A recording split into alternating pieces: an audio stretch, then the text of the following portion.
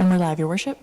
Thank you very much, Madam Deputy Clerk, and good morning, everybody, and welcome. It looks like it's going to be a sunny day. We've had lots of rain, which is good, but today's looking good in Wasaga Beach. So we'll call this meeting to order, and we will ask if you can stand, please do so for our national anthem.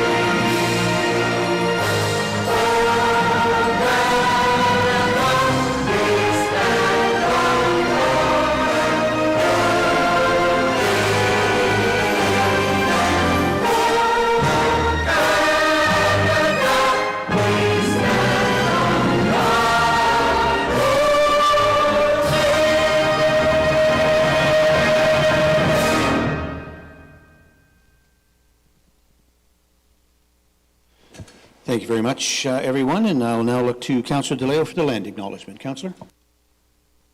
Thank you, Mr. Mayor. Good morning, everyone. The town of Wasaga Beach acknowledges it is located upon the traditional territory of the Anishinaabe people of the Three Fires Confederacy. We also acknowledge that the people of the Wyandot Nation also inhabited these lands. We acknowledge that these nations were sovereign nations existing before the arrival of settlers. We respect the spiritual interconnection among these nations to the land and to the water. We also acknowledge that waterways near us have a long history predating European arrival. Since time immemorial, waterways were the lifeblood of the indigenous people by trade and hunting routes.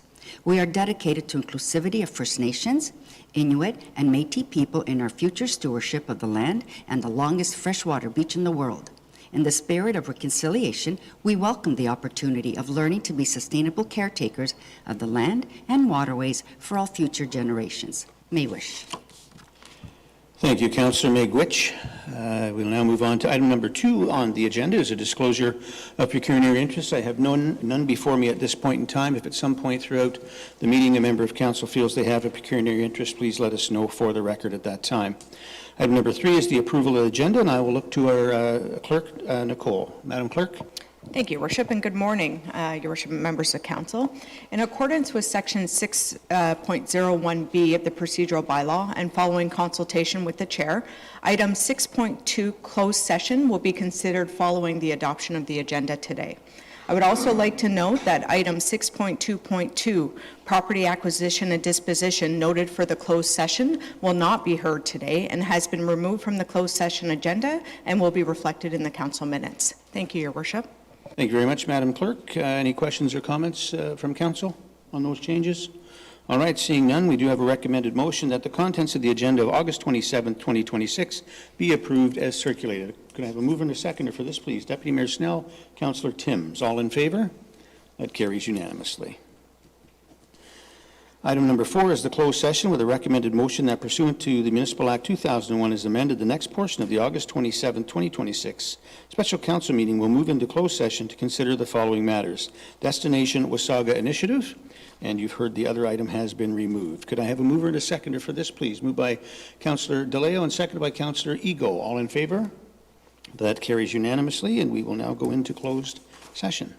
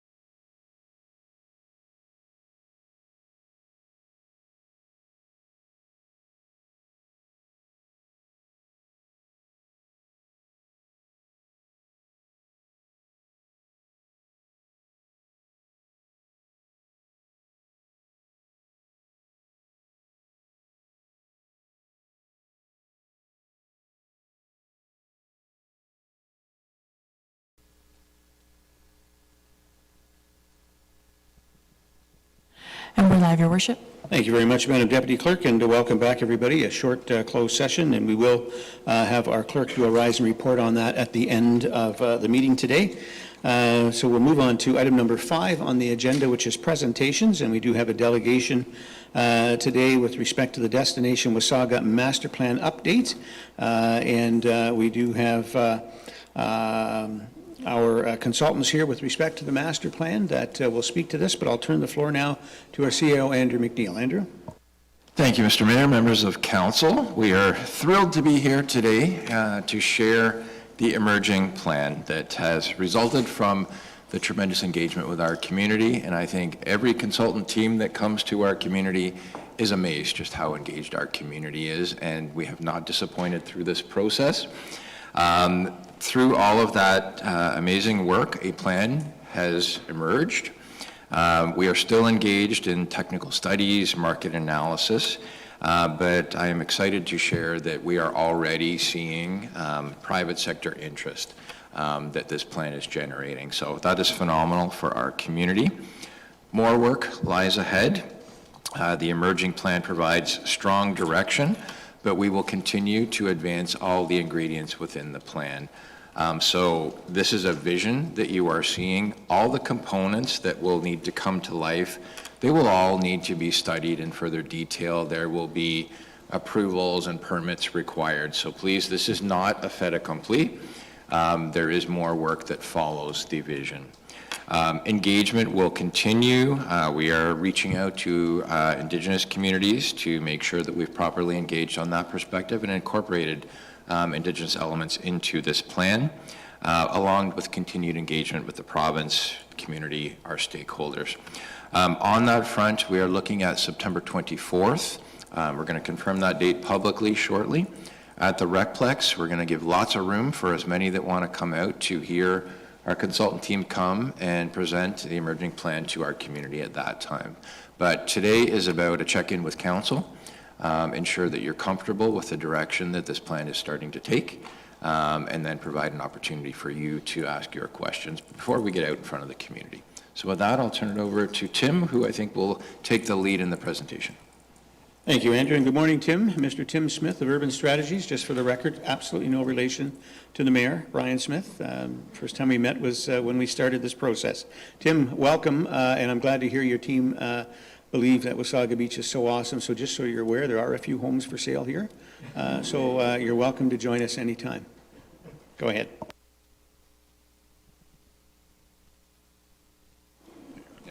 There we go. Good morning. It's a pleasure to be here again before you as we get close to the end of the master planning process. As Andrew said, it will be the end of a process in about a month's time, but the beginning of another process, the continuing transformation of your town, the waterfront and downtown in particular, which will take a concerted effort on many part. We hope maybe we can help along the way, but we're very pleased to be sharing with you today what's emerging in the Destination Master Plan. I think, Mr. May, you referred to this as sort of a delegation. Well, it's going to be a rather lengthy one, so I do appreciate us giving this time this morning to walk you through where we are with the plan at this stage. You see up on the screen here what we'd like to kind of cover today is just start with a quick recap of what came out of the public engagement back in April, and really let you know what we've been doing in the months since then, and that includes refining the overall vision, refining the overall concept, looking at what we're calling priority initiatives that are emerging in the plan from a kind of feasibility standpoint, technical standpoint. And we're going to finish off with some numbers. We've had NBLC, one of our members of our team, look at the potential economic impacts that might come from the development that we are envisioning in the master plan. A little bit about process, very briefly here. We've had 4 phases of work, and you can kind of see there where we are. It is, as I say, getting close to the end here. And you see in the bubbles here where we have engaged the community. The 2 big events starting back in November, and then in April, it's an open house series of workshops for both of those weeks that we were here. And then you can see there's been outreach to First Nations beginning in July, follow up in August. That engagement is going to continue in the month ahead and even beyond. It's as we get into the kind of design stage of implementation, it'll be important for there to be engagement both with your existing residents and with First Nations on some of the details of that for their input. Stepping way back, you might recall back in November, we really just kicked things off with a lot of conversations through those workshops in November with your community around these 6 themes. And I brought these back because it's kind of a reminder that we had a lot to talk about, quite frankly, because these elements identified in these themes are all essential, really, to not only creating a 4-season destination in Wasaga, but making your community even more complete. It's a great place to live now, but it needs more of a downtown. It needs more things to do on the waterfront. It needs more connections. And so this is just to kind of reiterate that there's a lot in the plan that really addresses all of these themes, and it will take time to implement them all, but it will be critical. The engagement has been really amazing. You know, I've been 30 years in this business, and I don't know for a community your size that the numbers of people that have come out I've ever been matched in another community I've worked in, and it's just to hear the passion for their community and the excitement about changes. Everyone, I think, recognizes, particularly on your waterfront, it's time for investments and change and placemaking and all that. So we've really appreciated all the participation, and you know, you're an older community, I think you know that, but it was so great to be able to reach out, and this was full credit to staff here to reach out to your young people in the schools in particular through a series of workshops. You can see some of the results of that up on the screen here. This was the concept plan we presented back in April, and when you look at the concept plan we share with you today, you'll see it's not changed that significantly. Certainly there have been some fine-tuning, and that's because we really received pretty strong support for most of what was in the plan here. There were some issues, things to talk about, lots of questions to address, but people liked generally what they were seeing. So since then, what we've been doing is, as I said, looking a little bit more closely at some of the specific ideas in the plan. We brought on CBRE, who are experts in the tourism market side of things, to look at the demand for hotels, look at what we're calling the new Dardanelle. You'll hear more about that shortly, to kind of ensure that it would be a viable thing, that people would come and it would see a lot of programming throughout the year. We've worked with Tatham to look at a proposed pedestrian bridge to Nancy Island, as well as a more complete active transportation network. We asked Banneken to look more closely at arts centers in different cities in Canada to give us an idea of what might work in our proposed arts hub that you hear about today in Main End. We worked with Tatham again on to understand the servicing needs, and we worked with Azimuth, our environmental consultant, to understand better the opportunities and constraints within the larger provincial park in the south side of town, to see where future amenities there could be added. And finally, ongoing is a marina feasibility study, a full team that's looking at the potential for both a seasonal and transient marina. Perhaps in the bay, perhaps in the river, this is what's being explored. I can report that, in fact, to this day, they have confirmed, Touristics has confirmed, in fact, there is demand for a seasonal marina in the southern Georgian Bay region, so there's a real opportunity there. Okay, one thing we have done is refined our kind of vision statement that we presented back in April. One of the comments we got was, well, it's rather wordy. Could you make it a little bit more concise? So we have done that, and I'll just walk you through the tweaked vision statement. And I'll actually, this is the one slide that I'll read, because it is important to appreciate, I think, the underpinnings of the plan, what we at a high level are all collectively, we think, trying to achieve through the plan. Wasaga Beach is one of the world's great waterfront destinations, a place where nature, culture, heritage, and community come together to create an extraordinary quality of life for residents and memorable experiences for visitors. Anchored by the world's longest freshwater beach and the breathtaking beauty of Georgian Bay, Destination Wasaga is a place where people come to relax by the water or at a spa, explore the trails and streets, have fun at a concert or on zip line, and discover a great place to stay for a weekend, for a week, or for good. And finally, diverse economic opportunities, housing options, and something I can't read, underpin Wasaga's sustainable growth while its distinct character, natural beauty, amenities, vibrant festivals and events scene, and many recreational opportunities draw millions of visitors year-round.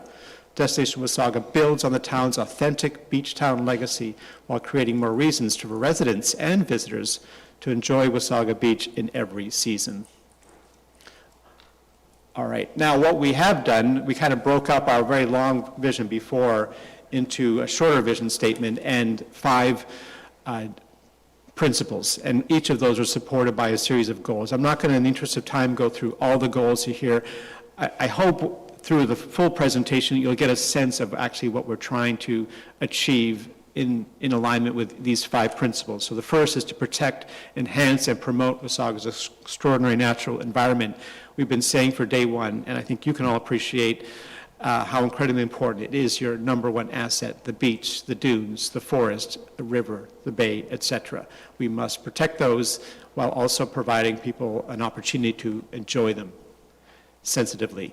Principle 2, recognize and celebrate the area's rich cultural heritage. This covers everything from what you have at the Nancy Island Historic Site, your history as a music destination, and as a tourist destination generally, and how can we celebrate that and interpret that in the future design and programming of spaces and buildings. Principle 3, establish Wasaga as a unique 4-season destination. There's not much more to say. That's obviously a key objective here, is to turn you from a summertime destination into a 4-season place to visit. Principle 4, expand the town's range of recreation and cultural experiences, and specifically more things to do in the shoulder seasons, in the winter seasons, particularly some indoor facilities, but also things you can do outdoors. And finally, ensure Wasaga is a welcoming, inclusive, and accessible community. This needs to be a place for everybody, and I think you've done a great job of expanding your amenities and making your community welcoming to a more diverse population, and it'll be important to continue to support that population with more amenities, also more housing options, and particularly more higher density housing, which really wants to be downtown to provide more vibrancy downtown, but you need more of those smaller units, more town housing, more affordable entry-level housing, and places where young people can find a place to live. All right, one thing we've been doing since April is taking some of the materials we share with the public and refining them and also making them a little bit more detailed. Now, these framework plans are not the most exciting part of the plan graphically. They're a little bit more technical, but they are important because they establish, in terms of mobility and land uses and servicing, a very clear understanding about where infrastructure belongs, but also where certain land uses belong. Think of it a little bit as a kind of zoom in on your official plan kind of map. So this is the sort of blobby framework plan we showed the public back in April, reflecting land uses, the idea of mix of land uses along Main Street and in the main end, and clearly highlighting key park spaces as well as places for improved connections. What we've done now is turn that plan into, first, a land use plan, as you see here, purple areas and red areas identifying mixed-use areas along the waterfront where we see more accommodation, along Main Street where we see more hotels. But generally, hopefully, in many cases, in mixed-use buildings where on the ground floor, particularly where you see the dark red lines, you have shops and restaurants, other active uses that help to activate the streets and open spaces. The yellow areas are for lower scale residential neighborhoods, and you see in the different colors of green, very obviously, green spaces to be protected and enhanced. And speaking of green spaces, now this public realm plan takes that to another level of detail, distinguishing the different types of open spaces to be protected and enhanced, as well as key streetscapes that will provide those sort of green connections within the public realm framework. We have a servicing plan that Tatham helped us prepare, identifying existing services. Of course, you're upgrading, rebuilding new services along Beach Drive and the other streets leading to Main Street. So some services are there, but there will be a need to upgrade in some cases to support the future hotels and other anchor destinations, and a need to extend services out to what we're calling the Point to service the future changes out there. Tatham also helped us develop an active transportation plan. It is going to be fundamental over time to make your downtown and the waterfront much more walkable, much more bike-friendly. Number one, cycling tourism is big, so you want to be inviting cyclists from all over the province to come down into the heart of your community, but you also want to make the heart of your community much more accessible to everyone who lives across the long stretch of Wasaga Beach, and so that's about a more interconnected bike network and more pedestrian-friendly streets, so this gives you a good sense of that network. Of course, we cannot forget about vehicles and cars. As we've been saying from day one, recognizing that although we want more people walking and biking, most people are going to continue to come to Wasaga Beach by car. And so we need to ensure that they have clear routes to get to where they want to go. And of course, parking is fundamental. And if you'll recall back when we updated you back in April, we talked about a parking strategy and moving away from, and the need to move away from surface parking, which occupies about 30% of your waterfront today, to parking structures, more on-street parking, and a broader parking strategy to free up land for other uses. And just a little bit more on this, because we know parking really is going to be a concern of everyone in your community, is to just reiterate the strategy that is about parking structures. We'll talk about that as we go through the concept to new structures on the waterfront and potentially on this site in the fullness of time should Town Hall move. And we're also maintaining, as you'll see in the concept plan, many of the surface parking lots in Beach Area 1, Beach Area 2. There's not a significant reduction in parking there at all. And in the Main Street corridor, we're looking at a strategy of more kind of shared use parking, actually encouraging existing property owners, future developers to include some public parking as they redevelop their sites and to share underutilized parking lots. And then finally, there's a need to really get creative with how parking is managed through pricing and incentives to get people necessarily not all wanting to park right at the waterfront, but parking a little further away, perhaps taking a shuttle on those busy weekends, walking along a more attractive, comfortable streets and trails, but there will be a need constantly to kind of monitor how parking is working and not working and adjusting these strategies to ensure that people can find parking when they get here. All right, now we get to, I think, the more kind of exciting part of our presentation where we're really sharing with you the physical vision that we've been refining since April. Where, as you recall, we had some very kind of sketchy ideas to present to you that now are becoming a little bit more solidified in the emerging plan. So here is the updated concept plan, and as I said, it's similar to the plan in April. We'll highlight some of the differences as we go through each of these 6 areas that make up the heart of Destination Wasaga.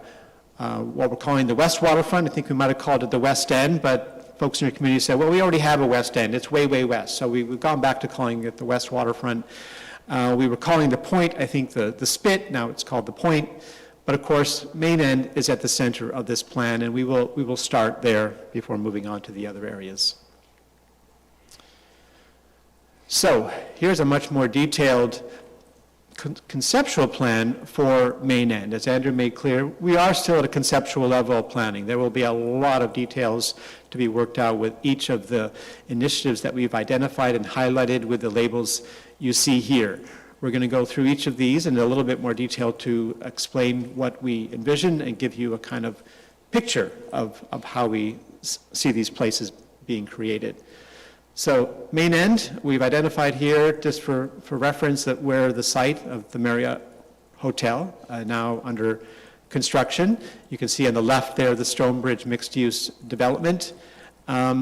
But the real heart of Main End and the place to be concentrating both public and private investments over the coming years and decades is what we're calling the fun zone on either side of Main Street, extending out onto the beach with our proposed amusement deck. As you can see, right at the heart of this fun zone is what we're calling the new Dardanella. It's a really exciting project. It's one that we've had CBR look at more closely to really confirm that this is a good idea. This is something that can anchor you as a four-season destination and also just be a place your community comes for fun, entertainment, and other gatherings. So we're going to start there. Oh, and let me just show you a quick 3D rendering of Main End with those labels on it to give you more of a clearer picture of the scale of development here and really the extent of transformation we envision happening potentially in the next 10, 15, maybe 20 years. In case of some of the buildings here might take a little bit longer, but this is what we see as possible through the concerted effort and with public and private investments as what could be achieved in terms of the amount of development and the types of development that will transform the Main End. So what I want to do is turn this over now to Leo Lin from GPA Architects on our team. They've been looking much closely at the concept for the new Dardanella and really looking at how it can be the multi-purpose event center that it will need to be and how it can be that future landmark on your site. And here's Leo. Morning, Leo.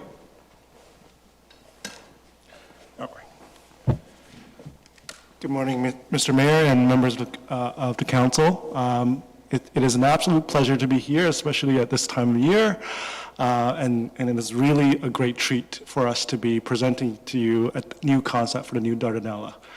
As Tim mentioned, we're very excited about the new Dardanella. Like, it didn't take long for us to realize how important and significant the previous Dardanella was, and what an institution it has been. And so we really wanted to continue that legacy and build on that fantastic space, cultural arts space.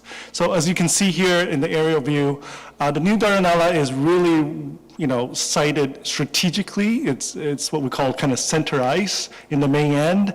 On the kind of south side, so actually in this case, the upper part of the image, it kind of frames Festival Square strategically, and on the north side is the amusement deck, and it becomes this kind of pivotal glue, if you will, that animates and facilitates both kind of important public ground spaces. Here's another view. This is actually, you're on the beach drive and you're looking southward. What you see in front of you on that second floor is what we call the kind of a porch, or more of an idea taken from the previous Dardanella. There's this fantastic photo of the previous Dardanella showing all these people sitting out, and this porch we're designing is over 100 foot long, with almost a double height space. It's an outdoor space that has ability to be spill out from the indoor, the second floor space, which we'll talk more about, as well as here you're seeing the kind of ground floor, which is also another really heightened space. It's another, another kind of porch that's ground related, that's very much related to Festival Square, as well as the new revitalized Beach Drive. This will help to kind of frame and animates both spaces. And we're seeing this kind of glass veil on the ground floor. We're going to call it the living room, as you will see, that really has an ability for those glass doors to open up and allow spill outs inside and out. This kind of overhang on the ground floor becomes a bit of a loggia. So as Tim mentioned earlier, we want to extend the seasons. We want to capitalize on those shorter seasons, as well as winter, so that this becomes a really kind of people's place that they can inhabit and look out to the beach. Here's a kind of a little bit more abstract, kind of aerial, we call it the exploded axonometric view, which you take the three, on the left-hand side, the three volumes. And really, the point of this image is to talk about those relationship between, terminating the kind of Main Street and framing the festival square. It's important to frame squares, both to kind of provides containment and also protection from the climate, and then so that there's a feeling of that there's animation all the way around. At the same time, that glass veil in the living room that I was talking about earlier is extremely transparent, so you still see great vista towards the amusement deck and ultimately towards the beach and the lake. So that is done very strategically. On the second floor, you'll see the massing kind of hugs slightly. There's a slight curve along that Main Street that was done strategically to frame that view to the beach, as well as on the third floor, there's an expansive kind of terrace and patio space, so you can really take advantage of that view again. The kind of main box, or what we call the kind of performance space, is a rectangle massing, and it's done very strategically because for the better of the performances. But there's a slight pitch in the roof, again, a nod to kind of the vernacular that we see so much in Wasaga Beach.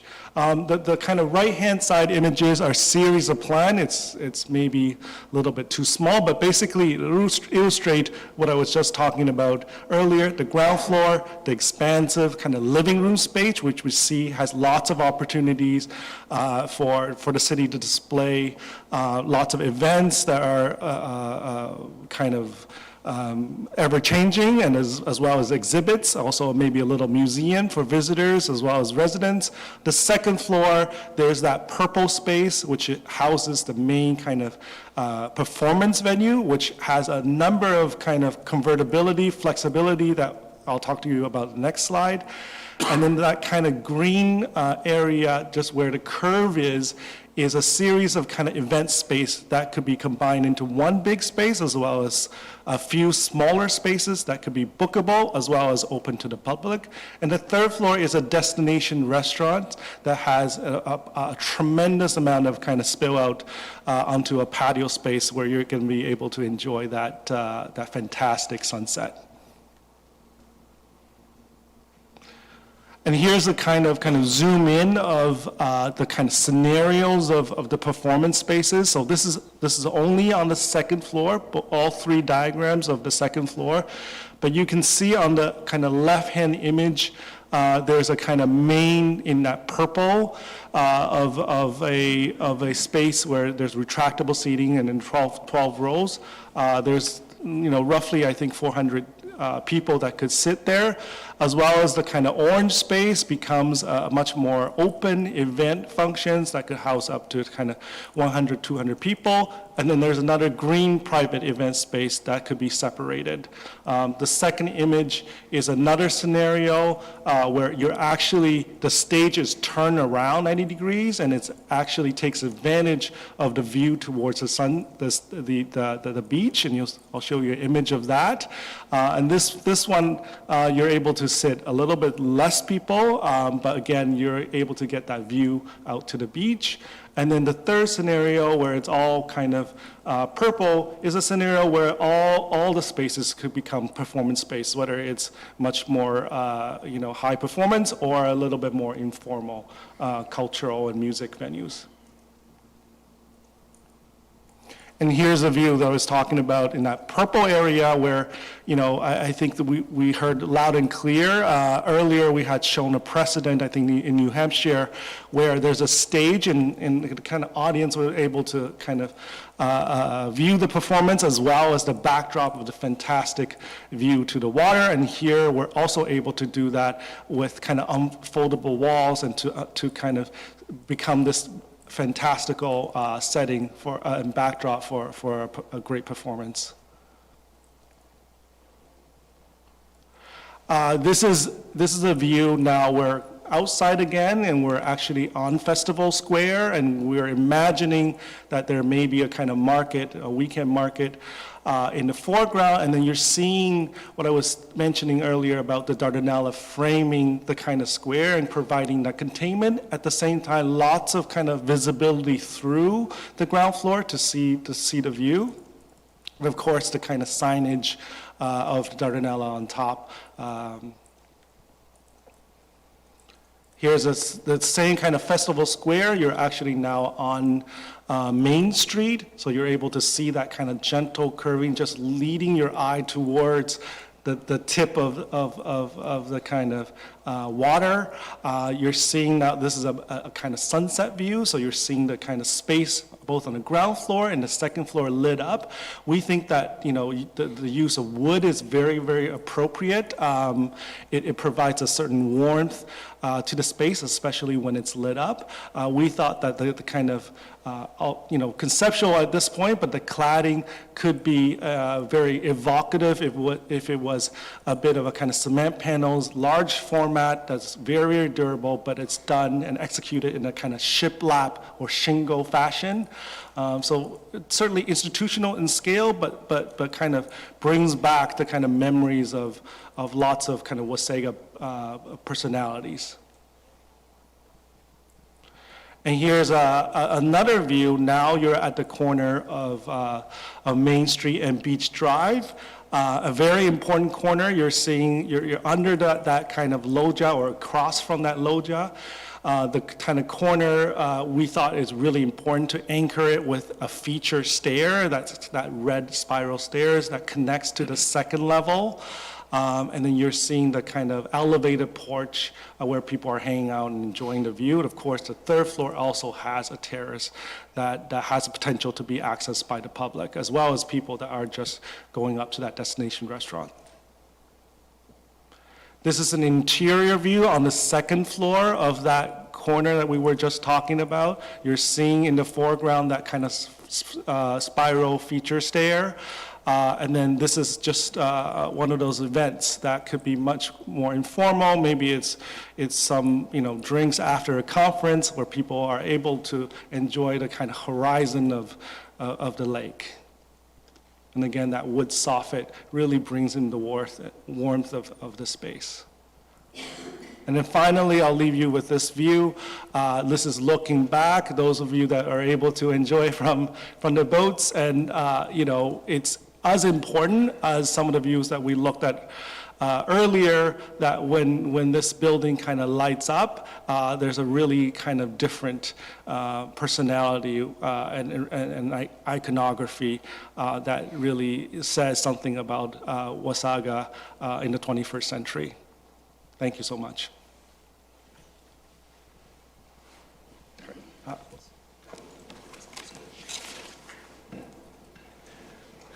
Morning. Good morning, everyone. Lovely to see you again. So, we're just coming out of a show from the new Dardanella. I'm going to take you for a walk around a lot of the other things that is happening in Main End. So first of all, we think it's crucial that where Main End meets Beach Drive and the new promenade investments, that there is an expansion of what we're calling an amusement deck, a new civic space that's right on the sand. And we see this as being the place where your midway programming occurs. This is your new, you know, go-to location for fun activity. There's going to be, you know, the concession spaces. Perhaps there are permanent revenue buildings, like we're showing ideas of a kind of indoor carousel space. But this, you can imagine, this is your midway right on the beach. But it's designed to be flexible. It can take a lot of peak crowds, which we know happens during the high season, but all the edges we feel should be also designed to be intimate, invite a lot of, you know, gatherings. I mean, I showed this to my daughter, and she says, "This is where I would go for a date." But this is like, this is the place where you really can engage with the community right at the beach, at stairs, looking at sunsets, jumping in the water. And also, as the Dard opens up its doors, the spill space onto the beach would be tremendous. In counterpoint, we also think there's places, the small spaces are really crucial here, especially in the off-season. You'll see that in the plan, we're introducing a series, what we're calling a mid-block muse, which is a smaller pedestrian route, which gives businesses seasonal choice. They can actually have more control over microclimate. They can have places that work in the winter. And it's also crucial from a kind of small, intimate walkways that connect major public spaces. So this is a view literally from the river, going from the new parking structure that we're suggesting to the Dard and the new Festival Square.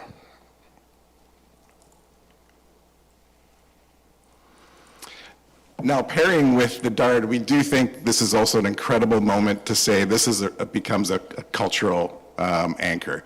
We really feel that there is a place for the local arts community to have a proper space and a proper address right on the beach in tandem with the Dardanella cultural programming. So we see this as being a 1 to 2 story building with a lot of flexible space for studios, for production, for local artists to make their crafts.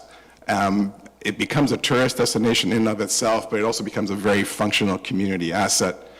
There could be some administration spaces up in the upper levels, but we do believe that this, together with Act-Rate programming, one could imagine that the farmers market comes here for seasonal produce, and this all spills out into both the amusement deck area and also the main end square. We're also planning that, you'll see in the back, there's notions of accommodation and hotels. These projects can be done in tandem with other business partnerships. They can be done either solo or in conjunction with hotel providers. And of course, in the nature and spirit of fun at the beach, we are proposing a games hall. So again, there's this trio of destinations, the Dard, the Arts Hub, but also a games hall, really focused on youth and giving them a place to play for all seasons. So we're imagining that this is sort of a reinterpretation of arcades in the past, but with the modern flair. One can imagine this might have virtual reality spaces. Perhaps there are some analog programming, pool tables, ping pong tables, et cetera, but it's very much about creating a flexible space that can really reflect the programming that youth will want to bring to the beach.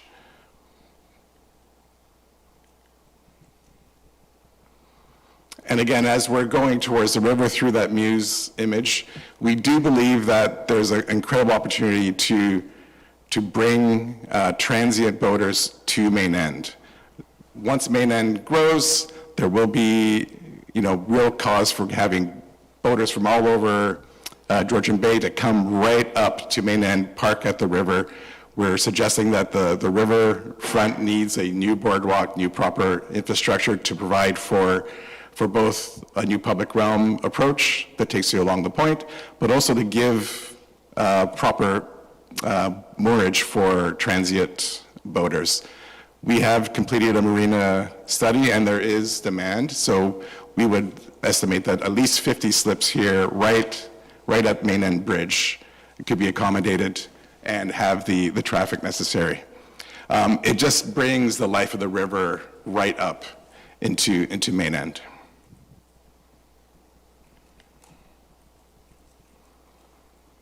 And then, of course, these all work together to frame and enliven, which is really the new living room for Wasaga. This is the great public space that Wasaga needs and demands.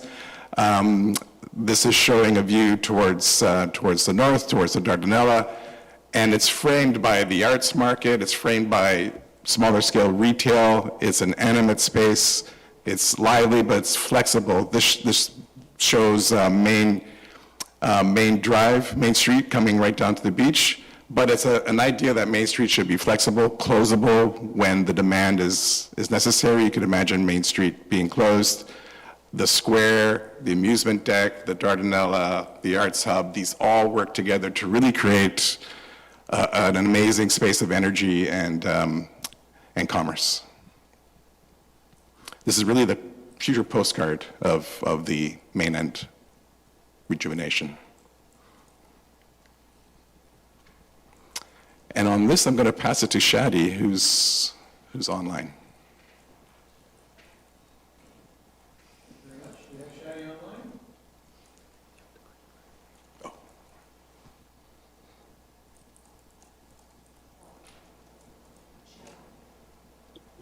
Hello, can everybody hear me? We can hear you, Shadi, yes, we just can't see you. Beautiful, beautiful. I tried to turn on my video. Oh, it's coming on. Beautiful. Good morning, Mr. Mayor, council members. We are also equally super excited about the strategies for the public realm and the open space that have emerged in tandem with other development opportunities. And it's my pleasure to take you through them. And I apologize, I wasn't able to attend in person and see you all. So the West Waterfront, the Point, is an important extension of the waterfront experience. It begins at the amusement deck with the last slide that Dennis showed you, and it continues along the beach, and it wraps around the easternmost edge of the site, all the way to the riverfront boardwalk, and creates those series of significant opportunities, both for environmental preservation, for education, for hospitality, and for recreation. And as a continuation of the West Waterfront Boardwalk and multi-purpose pathway, it integrates series of programmed outdoor spaces. If you look at the site, starting from the amusement deck, the route basically curves around the protected piping plover habitat, and that's where it creates opportunities for stewardship and environmental education. And then it connects and widens besides the eco resort with additional program spaces adjacent to the eco center. And then it gets close near to the festival park. The boardwalk continues parallel to the multipurpose pathway, where the Wasaga Shell and the surrounding open space can accommodate seasonal events, but also really large crowd concerts and gathering spaces. And further east, before it turns around the point, we wanted to create a complete loop and a complete experience. The boardwalk has an opportunity to have an observation tower to take it to the other dimension, because the views to the lake are amazing in here. And then along the southern edge, it continues along the river and completes the route and supports both the transient marina and becomes part of that riverfront boardwalk that Dennis was showing some night images of that with the marina earlier on. Next view, please. This is like an aerial view of what I just explained in the plan form, and it really provides, I feel, a better understanding and a clear understanding on how the site presents itself as a really integrated landscape and open space, which allow for all these recreational and opportunities to be created. It starts from the amusement, it just wraps around the piping plover environment, gets itself to the eco center, near the Wasaga Shell. It becomes parallel with you can see in the image, the multi-purpose pathway. And then you can see that the Wasaga Shell is this amazing, beautiful space for large crowd size events, but it has two supporting elements to it, which is the open space in the back, but also the parking lots that can contribute and create that additional facilities when the space is in full function. Next image, please. I think there's one jump. Okay, that's okay. a close-up kind of visualization of our eco-center as we're proposing a very contemporary timber pavilion. We feel that wood is very appropriate here, which is embedded between the boardwalk, the beach, and also the protected woodlot in the back. I think the design acts as that transition between ecology and activity. You can see it's part environmental learning center, part hospitality, and part waterfront destination. The form and the massing really echoes the surrounding soundings and has the opportunity to create the forms that people, when they pass by, they feel it's shaped by the landscape. And again, the wood and that warm natural effect that with its cladding it brings into this, it really takes it to the next level because it's adjacent to the woodlot and gives it that informal character.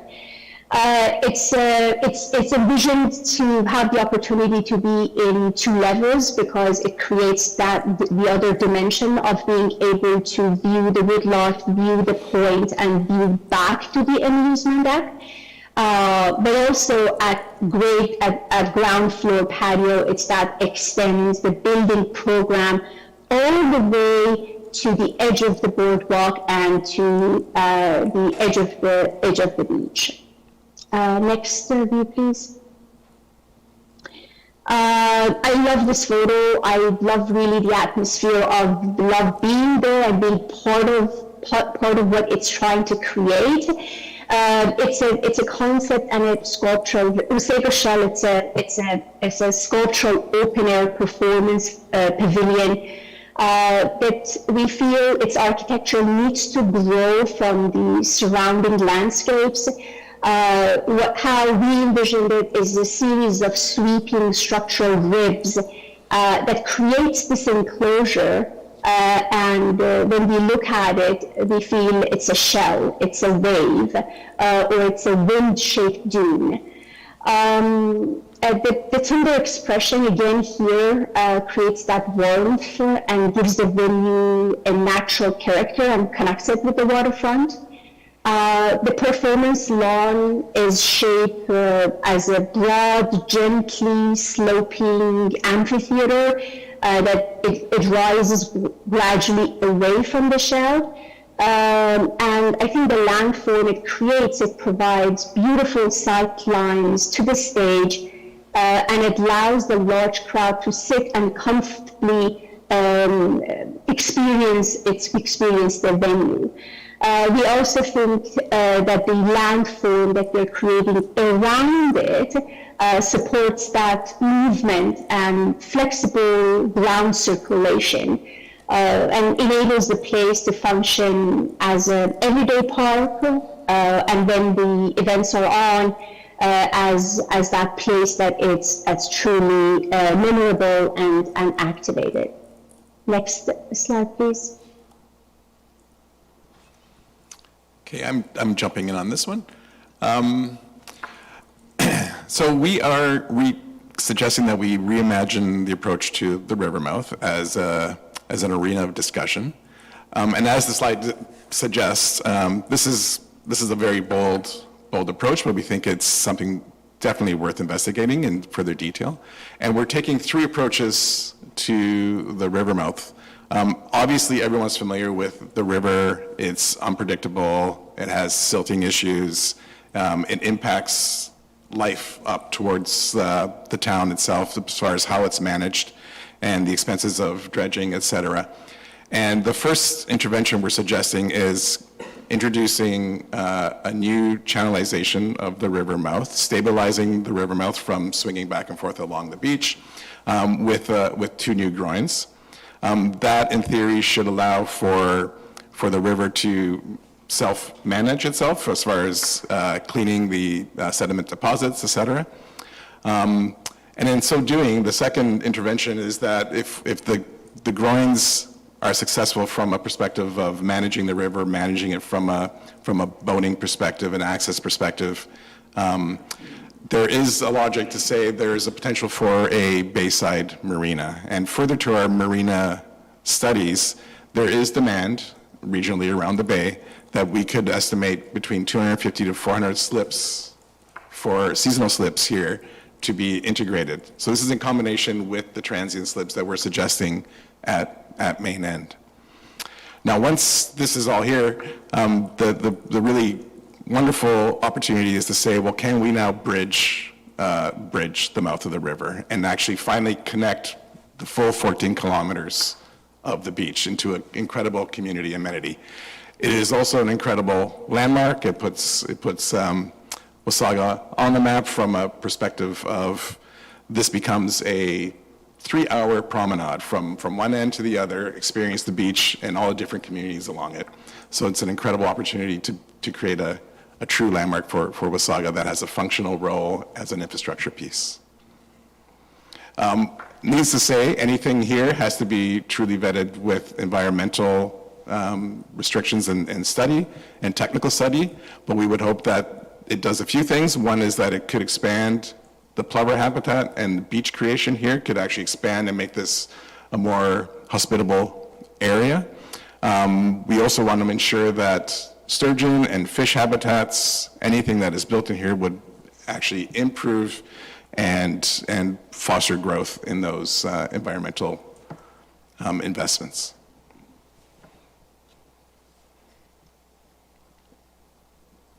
And then back to Shadi. Thank you, Dennis. I can continue here. So now we are at the West Waterfront. West Waterfront starts from the 3rd Street and the Cultural Park.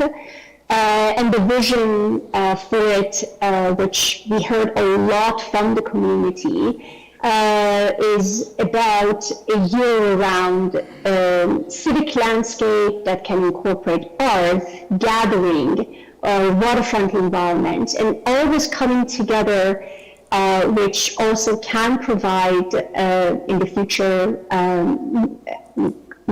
some kind of connection with the Nancy Island and the Nancy Museum, and being able to work with more curated artists. The waterfront itself, it emerges as a series of outdoor rooms.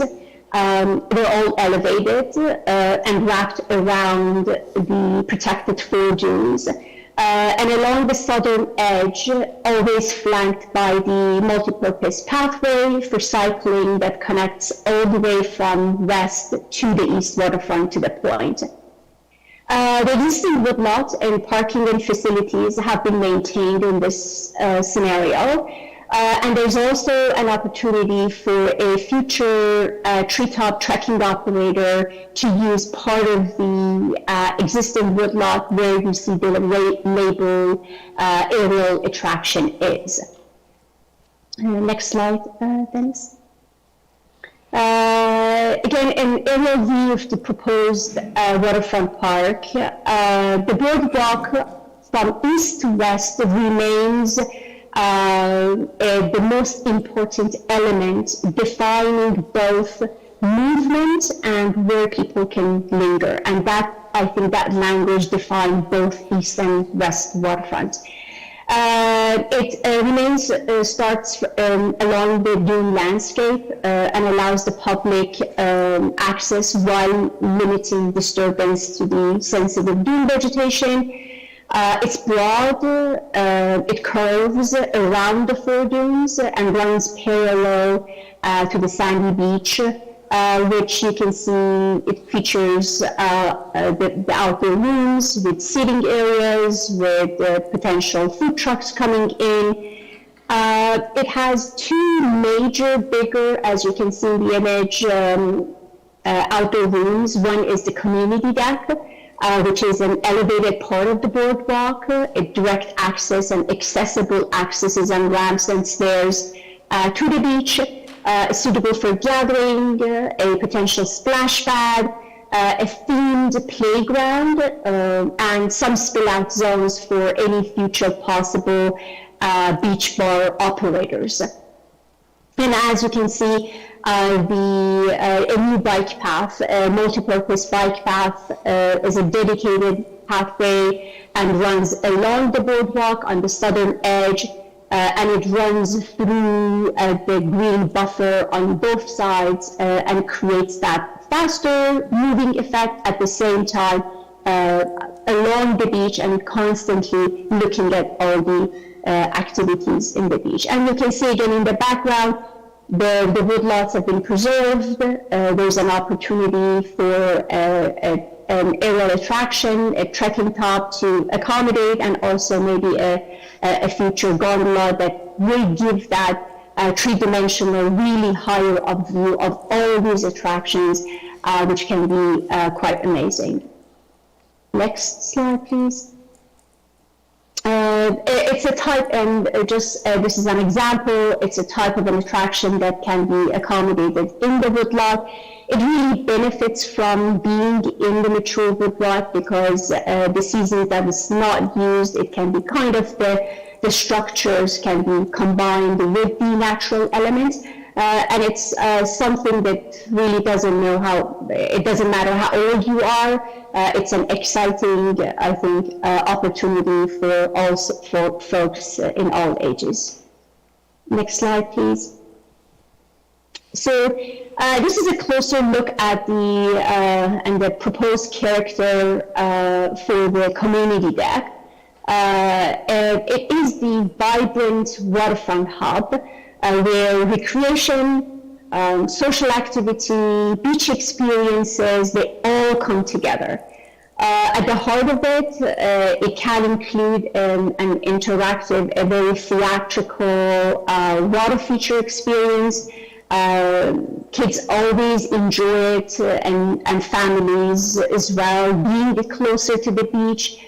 It can be flanked by a theme playground structure, and really those open gathering spaces that constantly are in between the beach and the other activities that can happen on this community deck. And adjacent to it, we can see that dedicated multi-purpose pathway that supports the cycling, walking, and in general, I would say active lifestyle, which it's quite important, it's quite critical for all folks in all ages.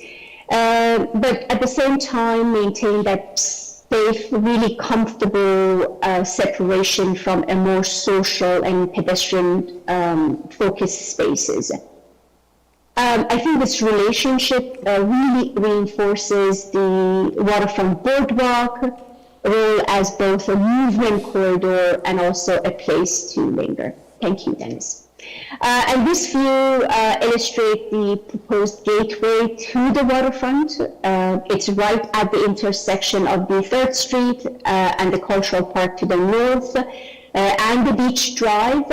And it features, again, one of those expanded elevated decks. I think these spaces provide opportunities for more social gathering and enjoying the dunescape environment. This intersection it's really important because that's where it's the introduction to the West Waterfront and can create a strong identity for it. Both creators opportunities for public art, indigenous partnership, storytelling, interpretations, and cultural expressions in the public realm. Native dune plantings and shade trees and natural landscape areas are quite critical to soften the edge and kind of create that transition between the active public realm and a more sensitive beach environment. Next slide, please.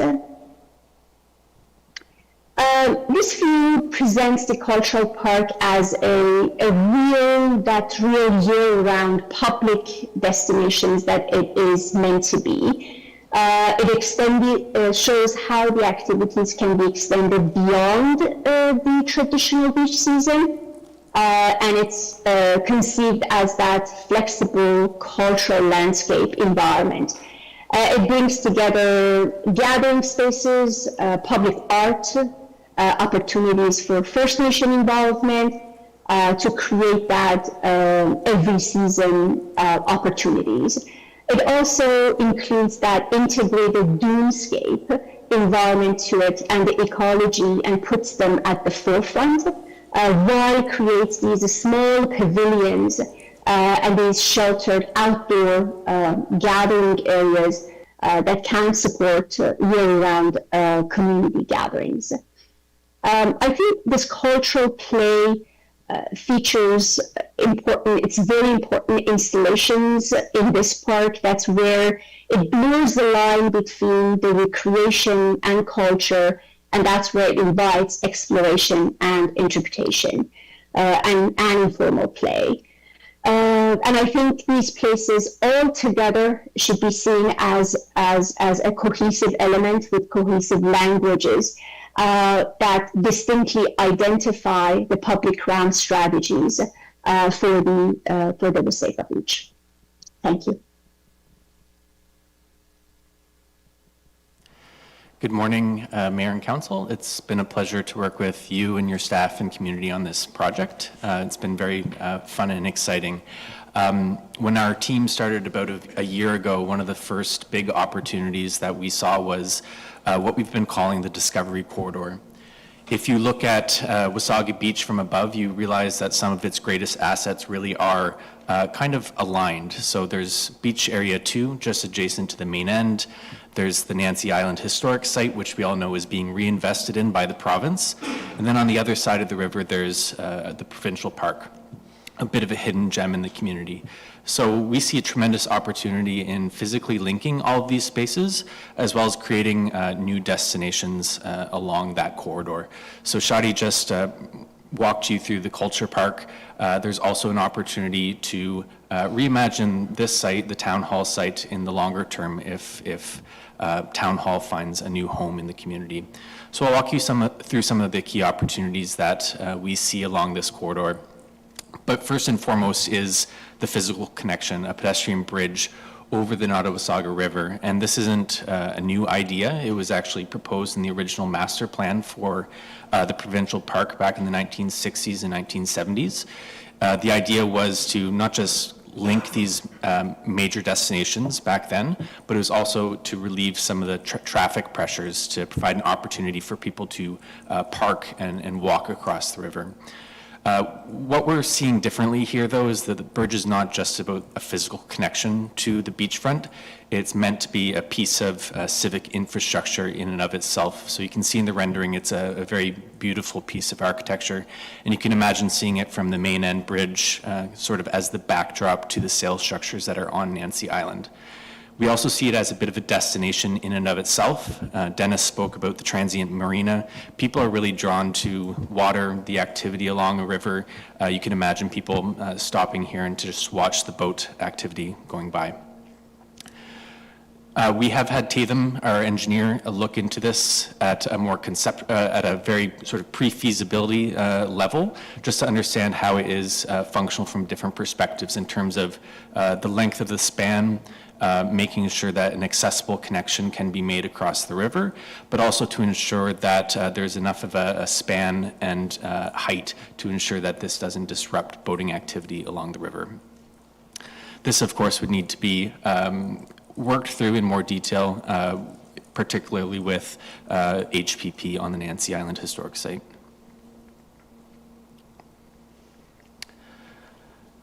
Along Main Street, the focus of our work has really been the main end in terms of building up a number of anchor destinations to really drive animation throughout the year.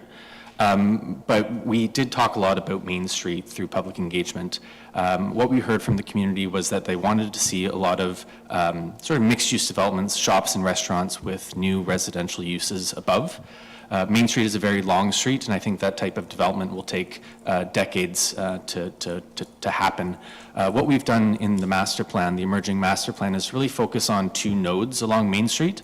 The first is what we're calling Village Square, sort of focused around the intersection of Main Street and Beck Street.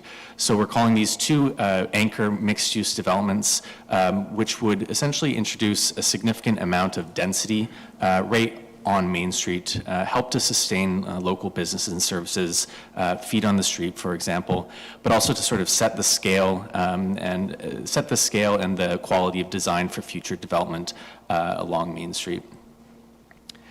At Stonebridge Boulevard and Main Street, there's another sort of node opportunity, another site where the town does own property, and there are other properties that could come into play. This is an opportunity for what we're calling a civic block, some sort of civic use, commercial use as well, but also mixed use development along Main Street.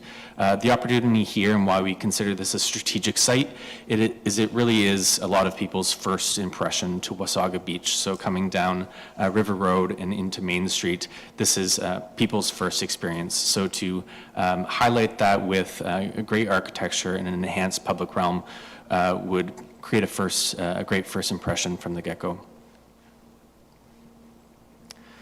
This is a rendering of a potential development along that village square node, which comes with a civic space along with it.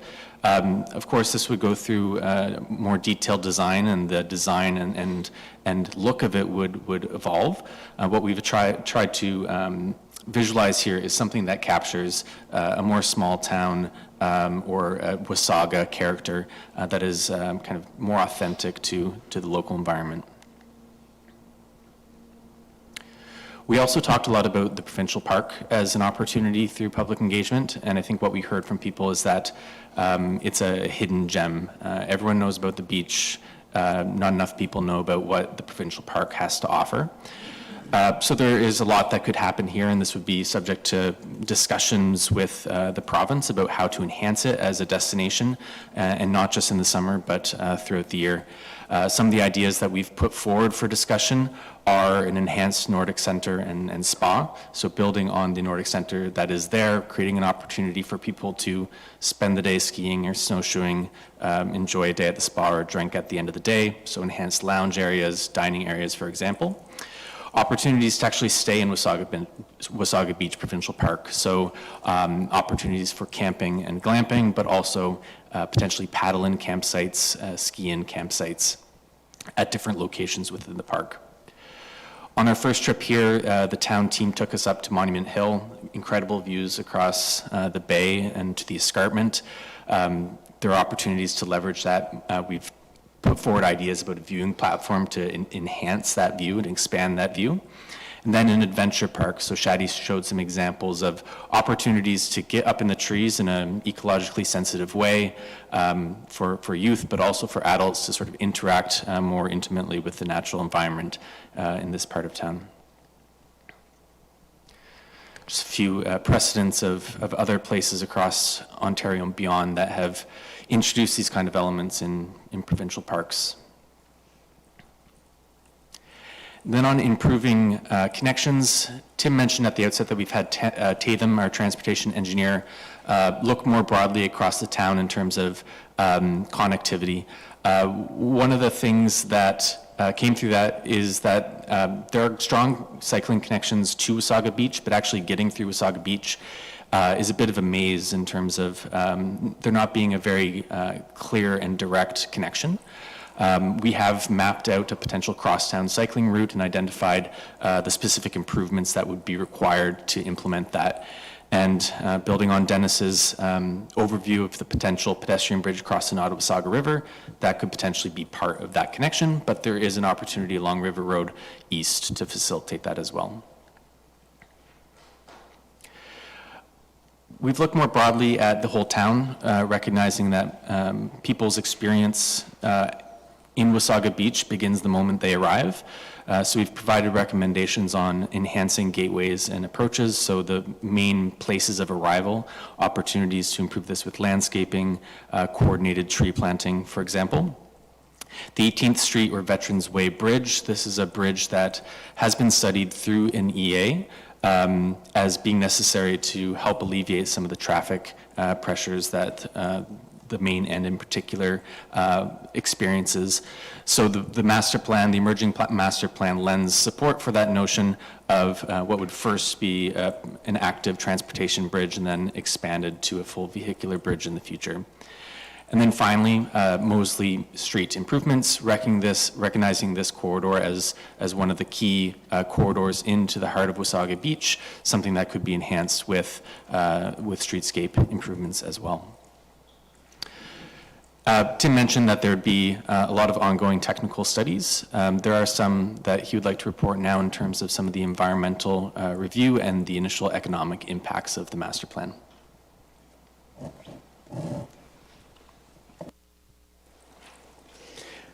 I'll just wrap up with a few more slides. Again, thank you for your patience. I hope you can tell through our lengthy presentation that not only is there a lot on the plan, but we're quite excited about many of the ideas. A lot of them are potential, proposed, will need more study and refinement, but we think collectively they could really have an incredible impact and achieve our objectives. Just briefly, I want to talk about the environmental review that Azimuth undertook on the emerging concept plan. So we wanted to ensure that what we were proposing, because there's a lot of change, as you can tell, that is emerging in the plan, and we've got to look at the potential impacts of that, of the development, of the public realm improvements, the infrastructure. We have been, as you might recall from day one, conscious of where those environmental features are. Azimuth drew a very clear line about this is where you can go, this is where you should not go in terms of any significant changes. And they are satisfied through their review that we have respected those lines, and they have flagged no major concerns in terms of environmental impacts. Noting, however, that the devil will be in some of the details, and that as the more detailed design happens for many of these projects, there will be need to look more closely at features, maybe a requirement to kind of adjust some of the footprints of projects. For example, the boardwalks that Shelley described for you, some of them do go on the beach, and partly intentionally to kind of manage where people go on the beach, and in fact try to protect the dune environment in particular and the piping plover habitat. But it might be that we have to adjust the alignments of those kinds of features. And Azimuth also pointed out that implementation of the plan is about actually better managing human activity so that those areas are protected, and in fact enhancing habitats as changes occur, particularly on the waterfront. I want to share some numbers. We have NBLC on our team who have undertaken a preliminary economic impact assessment of the emerging plan. Let's kind of begin to understand what impact it's going to have. We've got to make the case to the province and others that there's a lot to be gained here, and a big impact that can happen locally, regionally, and province-wide. We're looking at probably with the development that's envisioned, conceptualized in the plan, perhaps about $2 billion in construction spending. And that translates to over $2 billion in actually a boost to the province's GDP. Over 2,600 construction jobs over the next 10 to 15 years, when we would hope that much of what we were showing can be built. In terms of the tourism impact, you're at about 2 million visitors, 2 million last year, and I'm guessing you're probably around 2 million this year. We see that going up to about 2.6 million over the next decade. That's going to translate into about $91 million in additional tourism spending. That's not an insignificant number. And in terms of jobs, tourism-related, over 600 and close to 600 other permanent jobs, about 1,200 in total. And of course, you'll be interested in the tax revenues that will come about from new development, looking at things at the regional, county, and municipal level. It's $23 million in annual revenues once things are built out, and almost half of that coming to the town of Wasaga Beach.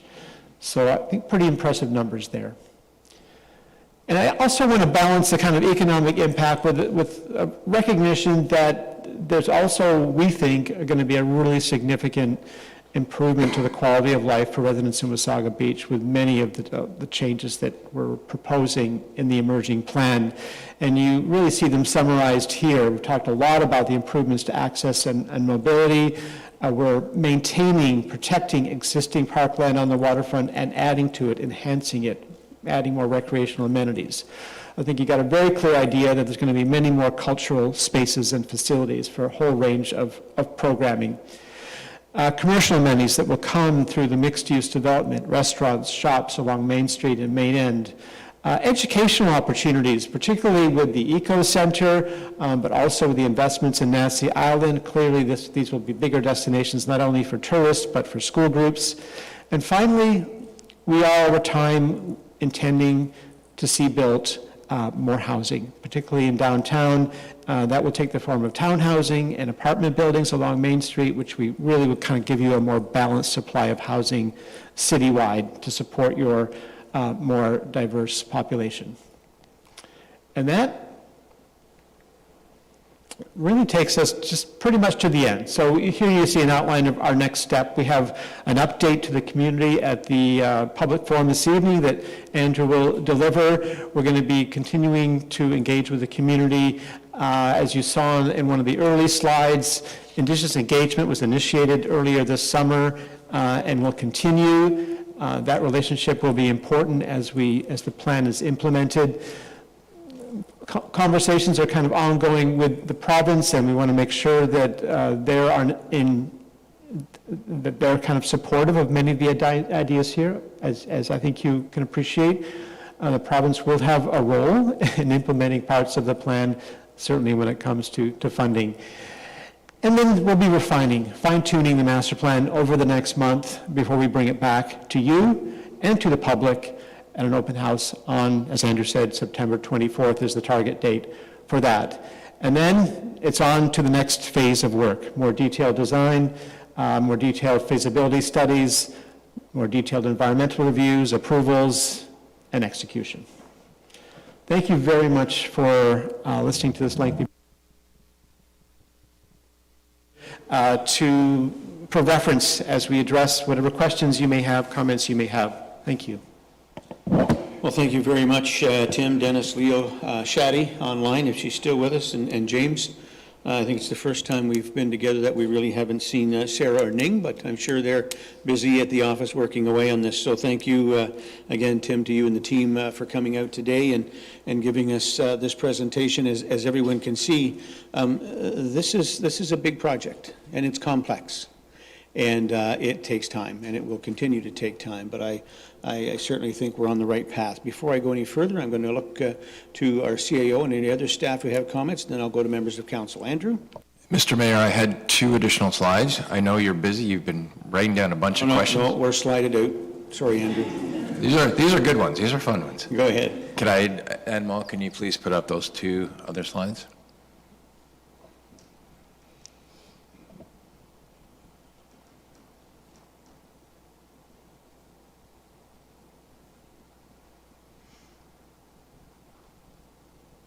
There we go. Before we get into the detailed questions about the master plan, I wanted to share what I believe is exciting news. You may have noticed in one of the renderings there was a gondola shown. Please, that is just a conceptual drawing that came from Urban Strategies. I'm excited to announce that this morning Council actually approved entering into a letter of intent with Doppelmayr and Gondola Ventures Corporation. The gentlemen over my left shoulder represent both companies. Doppelmayr Canada will be working with us over the next little while. This is the result of a request for expression of interest that the town put out a couple months ago. Doppelmayr and GBC came to the table. They are partnering on this. And what we're going to do with them is explore the potential for aerial gondolas within Wasaga Beach as a recreational asset. As you can imagine, this would be an incredible tourist draw. It's also a way for our residents to get around our community. So we're going to be exploring potential alignments as early as tomorrow. We're going to spend a bunch of time on the ground walking through Wasaga Beach and what we can connect to. I will share with you that these are world-renowned companies. I recently returned from Portugal and rode one of their gondolas in Madeira. So Wasaga Beach has world-class assets. We are now attracting world-class investors who are looking to work with us to create a destination worthy of our reputation. So we're excited about this. The work will include looking at potential alignments as well as the creation of a business case for how this gets funded. Doppelmayr and GBC have incredible international connections with respect to financing. So we're looking to unveil that shortly. And again, more to come on that front. And if you could share the second slide. In Shadi's images, she identified an area that we thought would be appropriate for some aerial attractions, climbing courses, zip coasters, zip lines, etc. We're trying to look at layering the fun back into Wasaga Beach. Historically, we had a lot of this kind of stuff. The Village of Blue has climbing courses, etc. As part of our request for expression of interest, we had a company come forward known as EcoTrek. They are a local company. They built the ropes course at the Village of Blue. They are interested in working with us to actually create these types of fun attractions in the short term. We're actually pursuing and hopeful that we can actually get some stuff in the ground for 2027, maybe 2028, but we're trying to do this quite quickly. So again, we hear the community loud and clear that you want the fun brought back. We're on it, and we think in addition to EcoCheck, working with Doppelmayr and GBC, we're on the right path to bring some of that fun back to Wasaga Beach. With that, I'll turn it over to questions. Thank you very much, Andrew. And yes, truly very exciting and exciting that, with all that's happening here with Destination Wasaga, as you mentioned, Andrew, we are attracting world-class developers and organizations who want to be a part of the longest freshwater beach in the world and what we have here. So any other comments from any members of staff? I'm not seeing any. I'll look to members of council. Councillor Belanger? Through the mayor, thank you very much for the presentation. Truly exciting. I was already hearing many comments from our residents as we see the very limited finishes that are coming out of the ground at the beachfront as they try to envision the final product. And this just is going to be such an assistance as to understand the project completed. And the detail you provided has been amazing, and certainly we will become a world-class international tourist destination. And thank you very much. Mr. Mayor, you're very welcome. Yeah, it's been a pleasure to work on this project. Thank you, Councillor. And I'll go to Councillor Timms. Thank you, Your Worship. I just want to say that I'm confident that a very full and complete consultation took place. I really like the emphasis on the natural environment aspects. I think it's wonderful. I see so many opportunities with the new Dardanella, not only just to activate that space, but to bring us conferences and meetings and things that can give us a full cultural activation as well, and really see that as definitely a 12-month active space at our beachfront. I would really probably just like to say that I won't be surprised if I see some architectural awards in the future days ahead. And I'm quite excited about the cultural park and the consultation with our Indigenous communities, our First Nation communities. And I really like that expression, better managing human activity. Thank you. Thank you, Councillor. Andrew? Yeah, thank you, Councillor Timms, through Mayor Smith. The importance of the Dardanella cannot be understated. That is a critical piece of our revitalization. It is a key catalyst that will help drive further investment. I also want, and picking up on your comment about conventions, it's also very important to recognize the significance of having the new Marriott in close proximity to that building. We know Sunray is quite excited. We shared the image of the Dard fairly recently with them, so they're excited about this. They're interested in working with us in some capacity to help make it vibrant and ensure it's run properly. But Sunray is looking at convention facilities in their hotel, 300 to 400 folks. The Dard can also handle equal, if not more. So that allows us to compete for, we're not going to attract AMO to Wasaga Beach, but the Ontario Professional Planners Institute, where I'm going to be speaking in a couple of weeks with Trevor, and I know the team from Urban Strategies will be there. That's the kind of convention that we can attract to Wasaga Beach, and I'm quite confident that they would be keen to come here. So that changes the equation for us, and we can bring those in the off-season to help drive business and visitation. So those assets are really important. Thank you, Andrew. And now go to Councillor DeLeo. Thank you, through you, Mr. Mayor. I'll reserve a lot of my questions when we have a regular council meeting on this. The presentation was fabulous. Thank you. I really enjoyed that. The Dardanella. When historically, the Dardanella was a venue for music.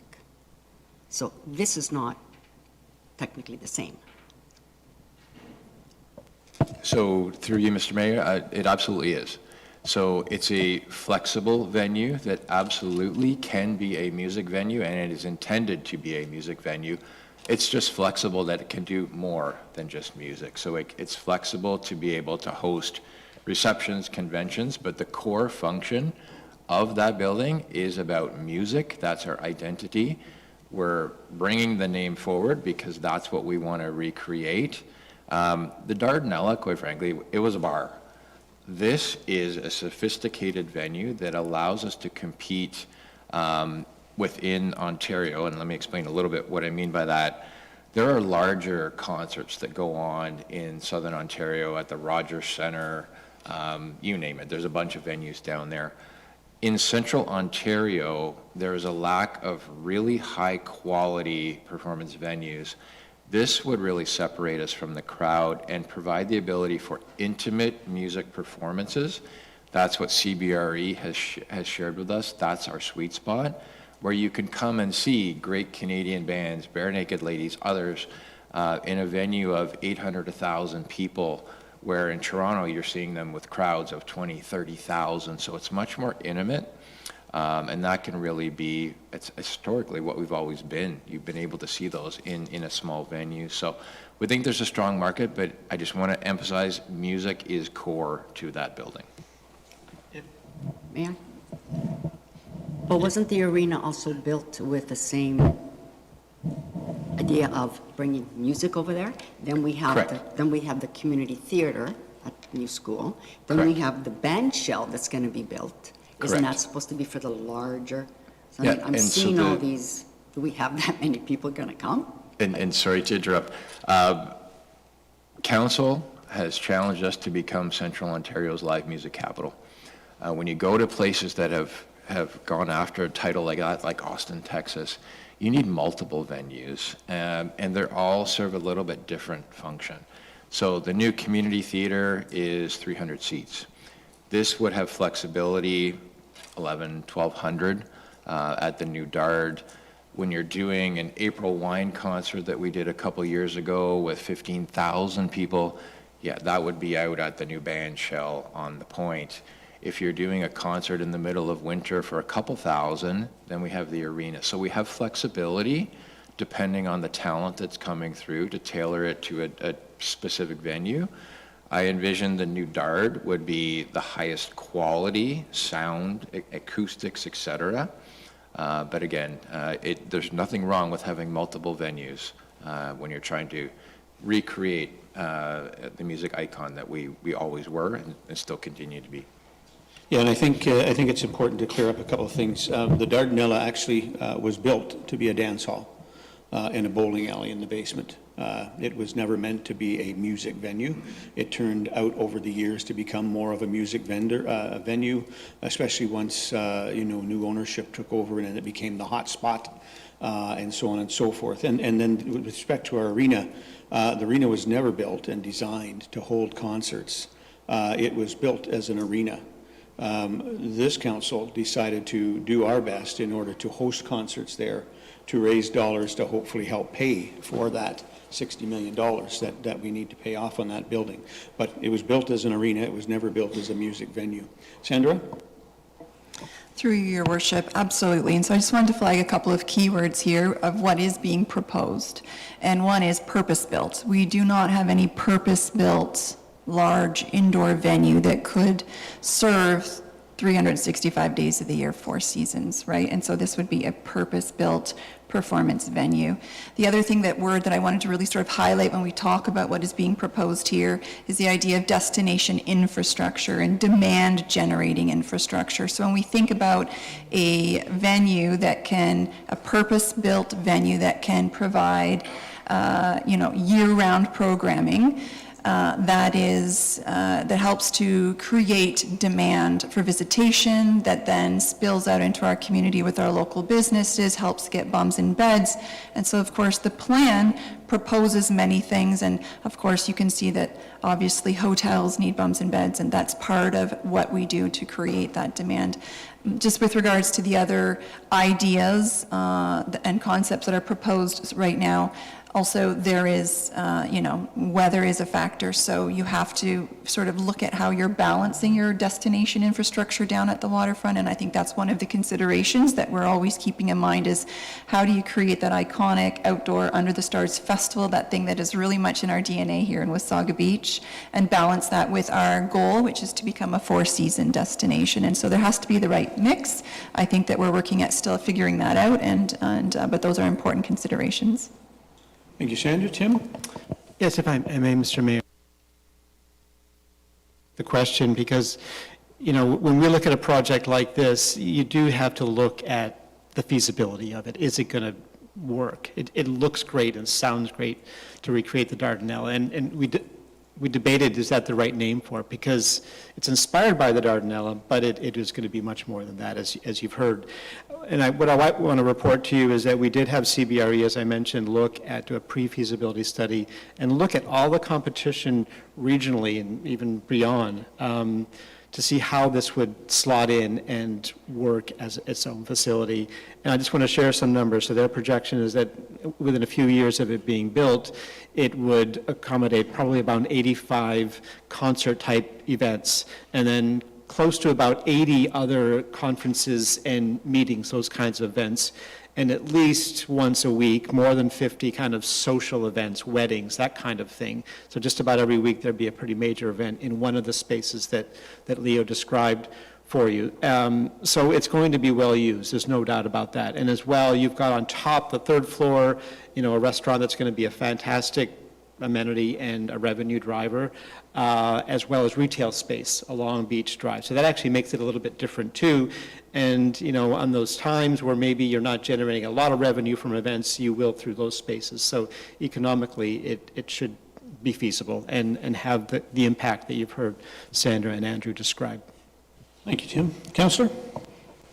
So it's going to be open all year round, right? Like the views look awesome, so can anybody just walk in without paying? Is it free for the residents to walk in when they want and go to the views and enjoy it? In the concept we have now, as Leo described, that ground floor, that very open space with all the windows, is really meant to be a public kind of indoor space. And that was our thinking, is that right now in the winter, there isn't really a place to go and just sit in that harsh weather and enjoy the beach. So that's going to provide a kind of sitting area, if you will, an enclosed kind of public space. It will be a programmable space, so it might be where there are some events that are occasionally held. You may have displays in there. You may have a little bit, I think Leo mentioned, a kind of mini museum, if you will, interpret some of the heritage of the town in that space. Some other kind of cultural programming can happen there. It's a very flexible space, but really meant to day-to-day just be a space the public can walk in and enjoy, and then enjoy the views from it. You can just walk in without paying, correct? Like the public can use it? That's Am I correct. correct? Leo? No, it's a jump in here. Sorry, gentlemen, I'm just going to turn the microphone back on there. Great, thank you. So can you hear me? Yes. So the program is absolutely key here, and especially, it's a really great question.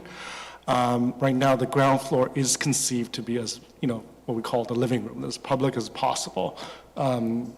In recent years, there's a lot of kind of performance spaces being built, but more and more, the technology has advanced to now performance space that's adaptable, that's flexible, that's transformative. It's like a Swiss Army knife that it can do many things, but it can also have very high performance spaces. So that's the kind of space we're looking for here, that it's agile, it's able to adapt, and still be able to give you what you need. And open and free to the public. Go ahead, Councillor. This is for Andrew. The gondola, it's great, but can you tell the public that Doppler-Meyer and GVC will be maintaining and paying for it? It's not going to cost us taxpayers anything? So through you, Mr. Mayor, we have just announced the letter of intent to begin investigation about routes and a business case. We're not at the level of detail of knowing all the details yet. However, in discussions with Doppelmayr, I believe the intention is that this would be a privately financed operation. So that's what we're shooting for. But again, we need the time to review the business case.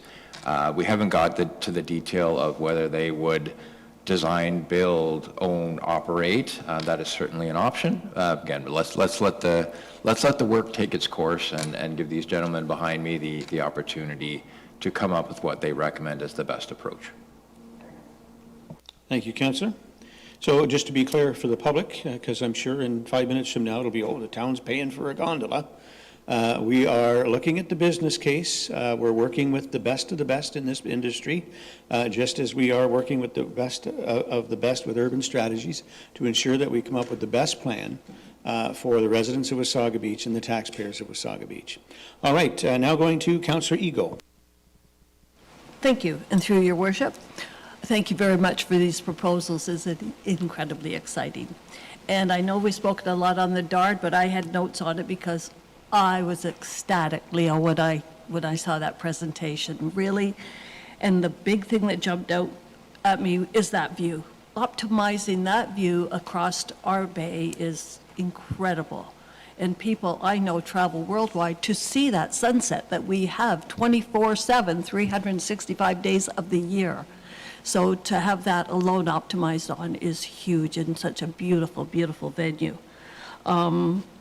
I noticed the first one was in the soft protection, is what I called it, in the summertime, how those canopy roof, whatever you want to call it. So I could see that in light weather even, that people could still kind of gather there the way that comes out over just, on our sprinkly days, not our gales, but, so there's so many points to it, but I think you've really gone above and overboard on the DARD. I can't imagine, so thanks for that. I don't know what section you called it, down at the midway, what I picked up there was all that step seating is what I call it around. I love step seating. I'm little, I can sit down, my feet reach the next level, and kids and families gather on them. I'm a huge fan of it, so you've really incorporated that step seating for parents and their children playing. It's just amazing. And the whole market kind of reminded me of Byward Market or Halifax Harbor, where people are walking and chatting. It's compact and yet open. So I couldn't help resisting on that. And a games hall, of course, for the weather. We saw that on the kids' mural is a biggie for them to have that space where they can hang out and be there winter. These are lousy off days. And it's what people want is some interaction and being inside. I guess I made a note here. I've lived here quite a long time, and I went, we've gone from parking lots to people place, is what I saw. There's a lot of greenery still there, a ton of greenery when you look at that whole canopy. And the grasses and the dunes and people sitting out there, if that materializes. I know it's all proposed, but it's really soft and inviting. There's nothing harsh about it out there. And then on the, I kind of mentioned that the natural green, I was looking at the shell there and the waterfront hub. Oh yeah, that waterfront hub, you have a water feature there, like a little pool. I saw that for the first time this year in Australia. And it was, I think, in Whitehaven, so you've got a really fierce ocean down there, and then you don't see it, but it comes up, and then it's at the back of the town where the stores are, and they have this huge area that is just like that. And people were laying out on the grass and enjoying the water without being in the ocean. And so when I saw that in there, I was really excited about it, because it's on windy days, you can still be at the water and not be being buffeted by the wind, so you can still be there and enjoy the outdoors in a more gentle setting. And what else do I have here? Oh yeah, the crosstown cycling route. I have a lot of friends that have when I campaigned way back, this lady was at me about it. So to see that is, we do have a lot of people coming here to bicycle.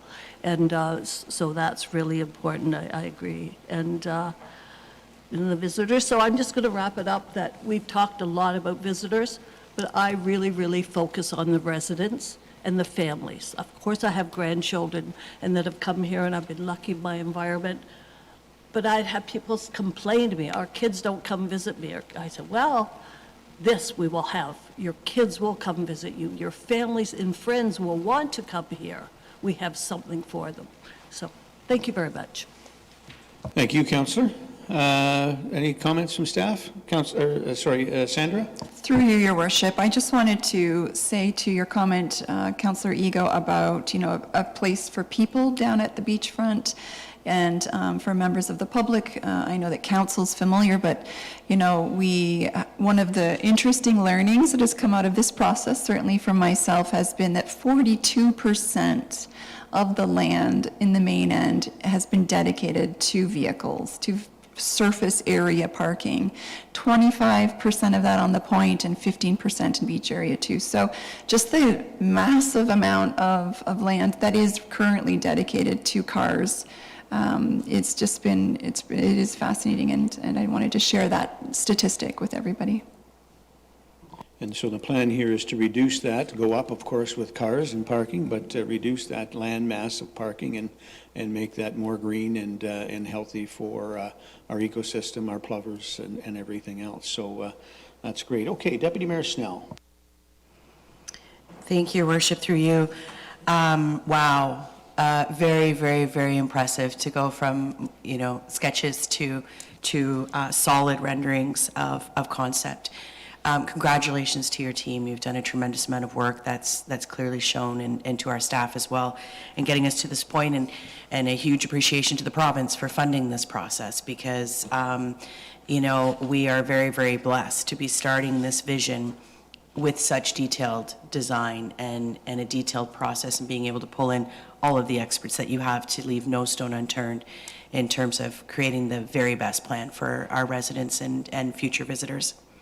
I really applaud and appreciate a lot of the design elements and being so naturalized with the wood and the steel roofs and the abundance of glass to really take in the natural environment, and to be mindful of long-term sustainability with what can be harsh weather environments, especially in the winter.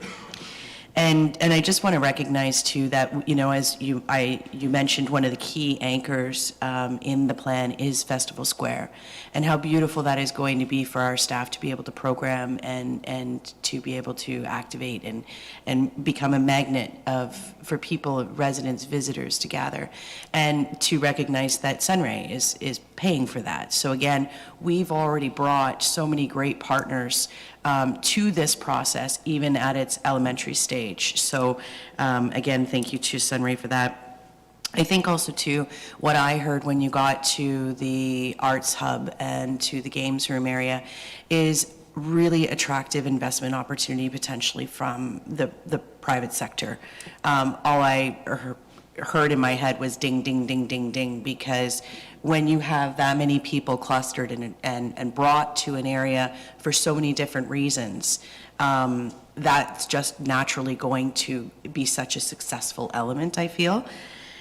So thank you for that. And the Dard for me is extra special because it's actually what brought me to Wasaga Beach. I had never been to Wasaga Beach before, and it was to see Colin James 22 years ago. And so it has an extra special spot in my heart. And I think that to be able to have that type of venue in the absolute one-of-a-kind environment that Wasaga Beach offers, it's going to be a bucket list for anybody who's traveling throughout Southern Ontario and Ontario as a whole. Thank you very much. Love the presentation. Thank you, Deputy Mayor Snell. Any other comments from members of the council? Seeing none, team, thank you so much. What an amazing presentation. And the exciting part for me is seeing this and to make it as public as we have, not only the public participating, you folks have talked to hundreds and hundreds of members of our community. not anyone outside our community, but our community, the residents who live here full-time, who have told you what it is that they want, what they desire, what they loved about Wasaga Beach before, and what they'd love to see it become.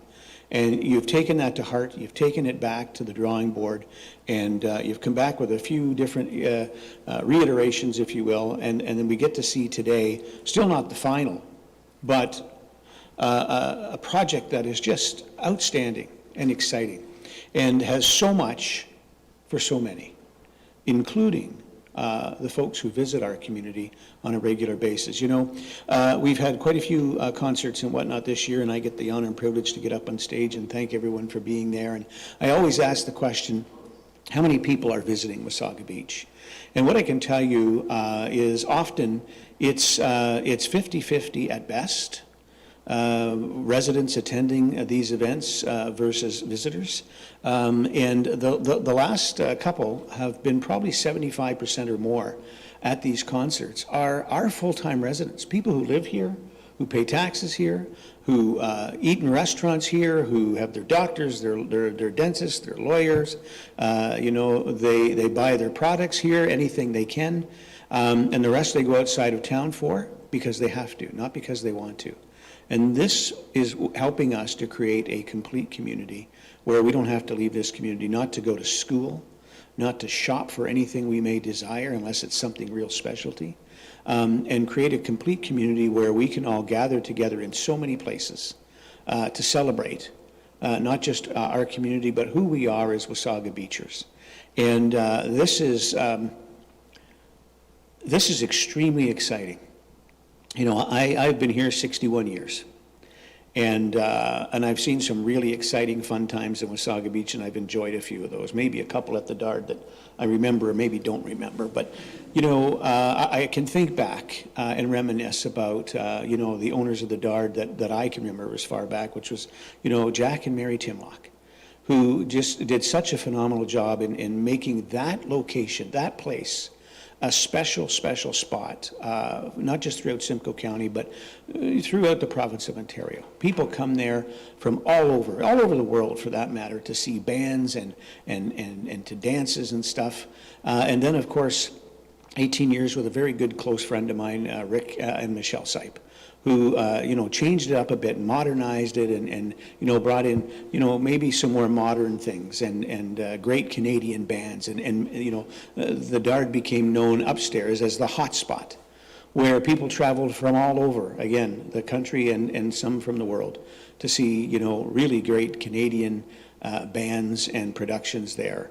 And you know, you walk around this town, if you went out and asked 1,000 people that are from Wasaga Beach, some of their best memories, they would say it would be at the Dardanelle in the summer.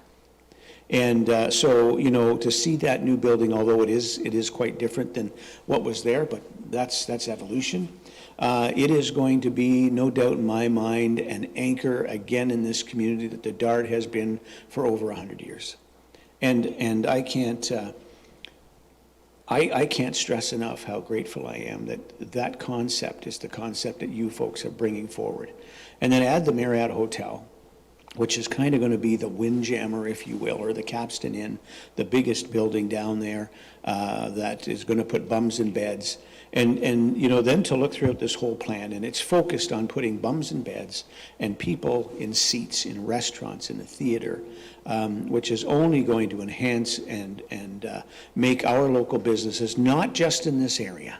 This is downtown. This is no different than Yonge Street, downtown Toronto, or you know, Dunlop Street, downtown Barrie, or Hurontario Street, downtown Collingwood. This King Street, downtown Midland. This is the focal point. This is where the masses will come and visit, but they don't stay there. They stay everywhere else in the community. And this is going to enhance the business community's success rate exponentially. And you know, to see the numbers at the end that you presented, Tim, of construction jobs and full-time jobs, and the dollars that are going to come into this community, $91 million annually. Those are massive amounts of input and influx in dollars to our local businesses that are here today. And so it's just great. This numbers are staggering. It's very positive. I'm looking forward to the final rendition to present this to our public. And what I can tell you, I've talked to a lot of people in this community, especially over the last month or two, and I hear all the time from all different ways. I love it. I've loved it from the beginning. I don't like it. I hate it, which are few and far between. But what I hear more and more often is, you know, I wasn't sold in the beginning. But as this is evolving, you know what? There's some parts of it I still don't like maybe, but wow, it's going to be pretty spectacular. And I'm here to tell our residents today, give it some time. Let us get it moving. Because I believe once you're able to go down there and touch it and feel it and walk it and see the infrastructure coming out of the ground and see, you know, the hotel being built, see the Dardanella coming to fruition, I think everyone here and around the world, when they come here, is going to fall in love with Wasaga Beach like they have for, you know, the last century and a half, and they're going to create memories to, you know, to use Sandra's tagline here, to use memories, to create memories that are lasting a lifetime. We've got it happening, we've had it happening, and we're going to enhance it and continue it happening. So thank you, team, for all of your hard work in this. And for those of you who think that maybe you know better, find me a team, world-class, who has done these projects all over the world, like Urban Strategies, and then maybe I'll agree you might be able to do better. But the most important part I'll just end with is that I'm so happy and proud that you spoke to our residents, you listened to our residents. When I look at the amount of green space that is still left down there, or being created, that isn't there today, the paved jungle, if you will, it's amazing. And I'll just reiterate, you know, Deputy Mayor's point. Thank you to Premier Ford and the province of Ontario for coming to the plate and joining us as our partners in creating Destination Wasaga. This is going to be something that not only us here in Wasaga Beach are going to be proud of for generations to come, but so is the province of Ontario. I'll end with that, and I see Sandra's chomping at the bit to say something. Sandra? Thank you, Your Worship. Your excitement is contagious. I just wanted to pick up on a couple of things that you mentioned in your remarks right now. One of them is teamwork. Again, I just want to also personally here thank the team at Urban Strategies, thank the team at the province that is right there next to us, working alongside us very collaboratively as we move forward. And I do also just want to speak again also to your point about it not being final. We have come an incredible distance since this work began, and now we do have this much clearer vision for Destination Wasaga that is supported by extensive community input and a significant body of technical work, which you've seen some of that today. But this is not the end of the process. These are concepts. This represents an important milestone. There's more work to do. We are going to continue to move forward with meaningful Indigenous engagement. We're going to continue to align with the province and develop individual projects. But we have a very strong foundation here for the next phase as we continue our work. So thank you. Thank you, Sandra, and sorry to our guests, but last but not least, and most importantly, thank you to our staff for all your hard work and dedication. You know, council, it's great and easy, quite frankly, for council to come up with ideas, but it's these folks that make it happen. And we couldn't be more proud of our staff here in the town of Wasaga Beach and the hard work and dedication that you all put into everything we do and accomplish here every day. So thank you. All right, we'll move on. And I do have a motion before me with a recommended motion that the report titled Destination Wasaga Master Plan Update to the Special Council meeting of August 27, 2026 be received for information. Can I have a mover and a seconder on this, please? Councillor Belanger and Deputy Mayor Snell. All in favor? That carries unanimously. Thank you very much, team. Appreciate it very much, and safe travels. Item number 6 on the agenda is deputations, and we have no deputations today. Item number 7 is the closed session rise and report, and I'll now look to our clerk, Nicole, for that. Madam Clerk?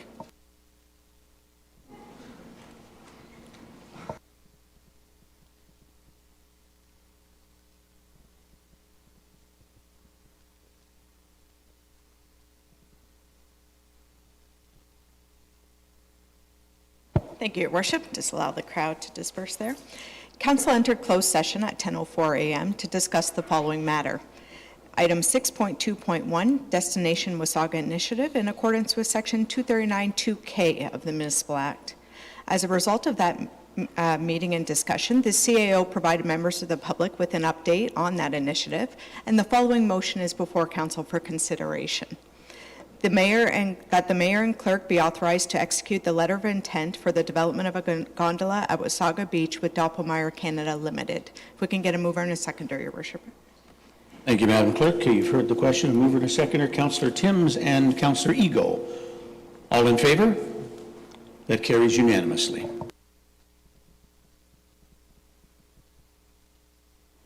Thank you very much, Madam Clerk. And now moving on to item number 8, which is our bylaws. And we have a recommended motion that the bylaws be received and to be deemed to have been read a first, second, and third time and passed number 2026-58. Could I have a mover and a seconder for this bylaw, please? Moved by Councillor DeLeo, seconded by Councillor Ego. All in favor? And that carries unanimously. And this meeting is adjourned.